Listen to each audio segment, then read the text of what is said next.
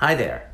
This video is part of a fundraiser taking place to help out restaurants and restaurant workers who've been hit really hard by the worldwide pandemic. Many restaurants have had to close, and the ones that are still open need to depend on delivery and takeout in order to survive.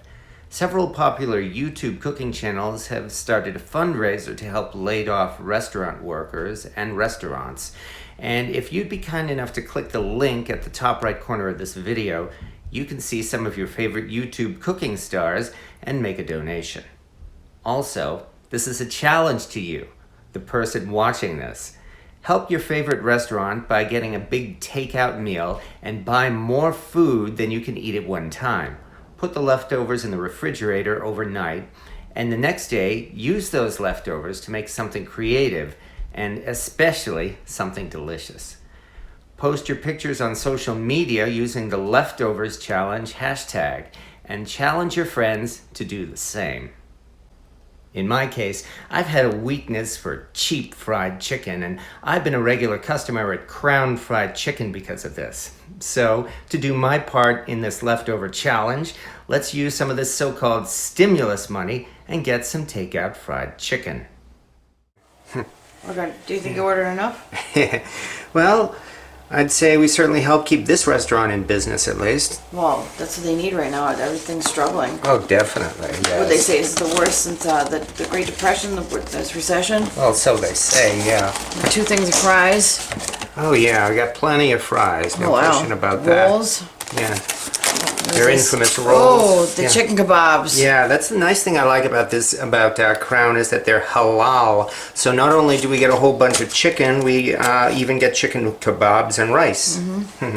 It's in here. And we've got some mozzarella sticks. Yes, my favorite. Oh yeah, I know. Nice. Challenge or no challenge, I'm thinking these are yours. No, we're both gonna share. Yeah. You know I can't eat them by myself. And of course, the main event.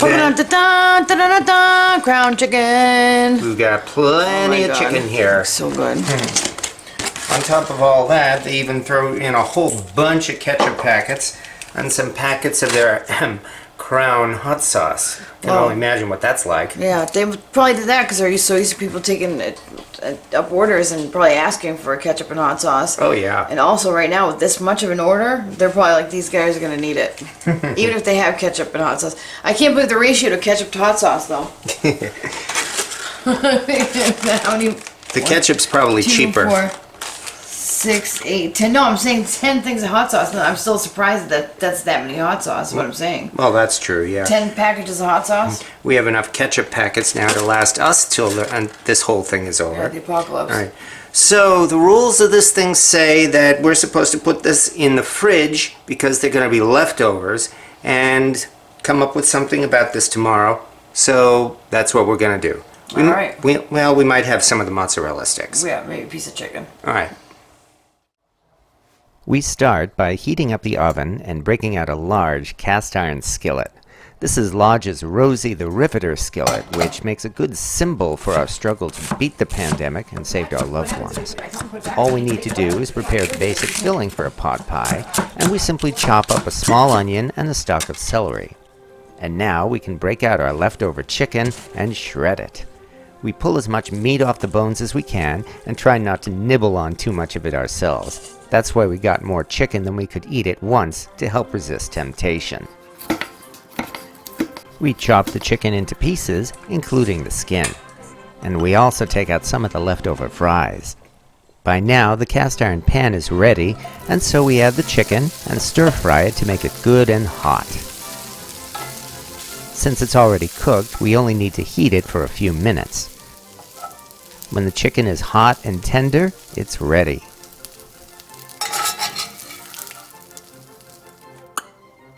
And now we add the fries to the hot pan and fry them until they're hot and crisp. And once you've toasted leftover fries in a cast iron pan, you'll never want to heat them in the microwave ever again. We chop up the fries to add to the pot pie, then it's on to the next step.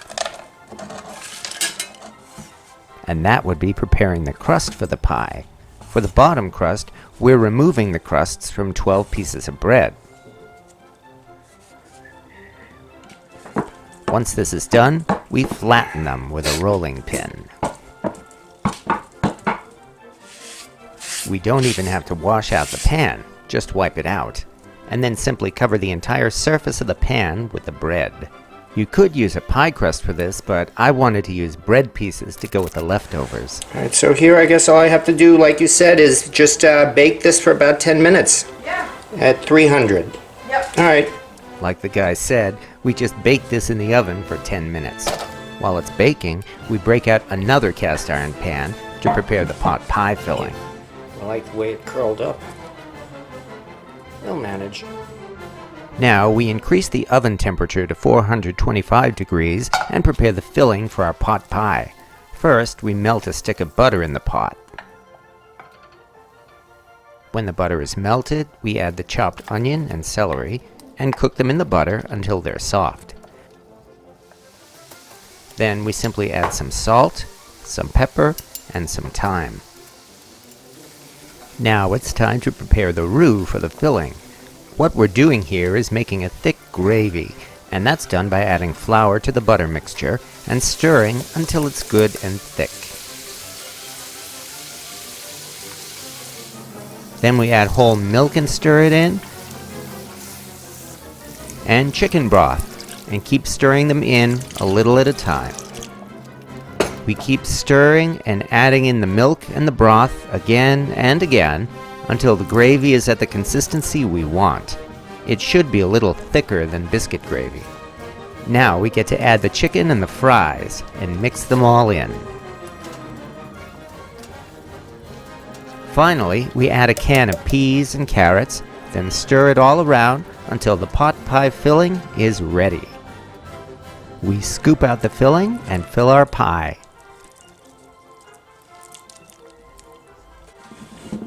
And now we use the rolls from our leftovers to prepare the top crust for the pie.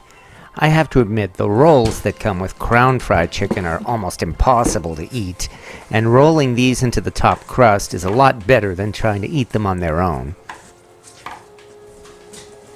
We simply cover the top of the pie with the pressed rolls, and the hard part is done. The finished crust doesn't look like much, at least until we brush an egg wash over the top. Not only will this improve the taste, but the crust looks a lot better now. And now we can bake our pot pie. Hot out of the oven, here is our cast iron pot pie. When you consider this could have just been cold chicken and soggy fries out of the fridge, I'd say the effort was certainly worth it.